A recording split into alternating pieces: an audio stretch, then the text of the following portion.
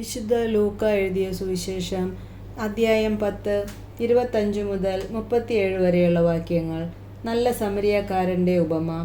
അപ്പോഴൊരു നിയമജ്ഞൻ എഴുന്നേറ്റ് നിന്ന് അവനെ പരീക്ഷിക്കുവാൻ ചോദിച്ചു, ഗുരു, നിത്യജീവൻ അവകാശമാക്കാൻ ഞാൻ എന്തു ചെയ്യണം?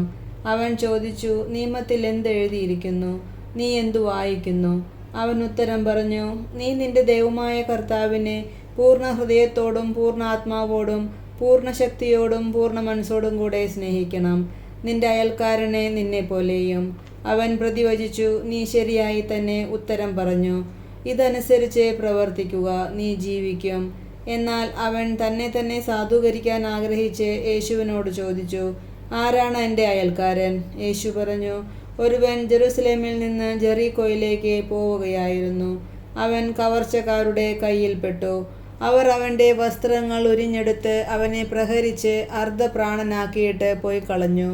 ഒരു പുരോഹിതൻ ആ വഴിയെ വന്നു അവനെ കണ്ട് മറുവശത്തുകൂടെ കടന്നുപോയി.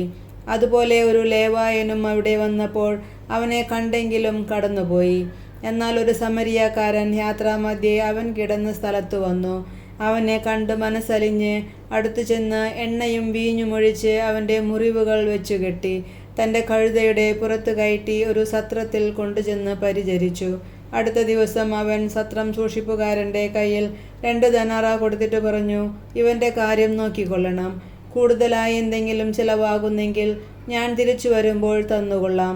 കവർച്ചക്കാരുടെ കയ്യിൽപ്പെട്ട ആ മനുഷ്യന് ഈ മൂവരിൽ ആരാണ് അയൽക്കാരനായി വർത്തിച്ചത്? അവനോട് കരുണ കാണിച്ചവനെന്ന് ആ നിയമജ്ഞൻ പറഞ്ഞു. യേശു പറഞ്ഞു, നീയും പോയി അതുപോലെ ചെയ്യുക. നമ്മുടെ കർത്താവായ മിശിഹായ്ക്ക് സ്തുതി.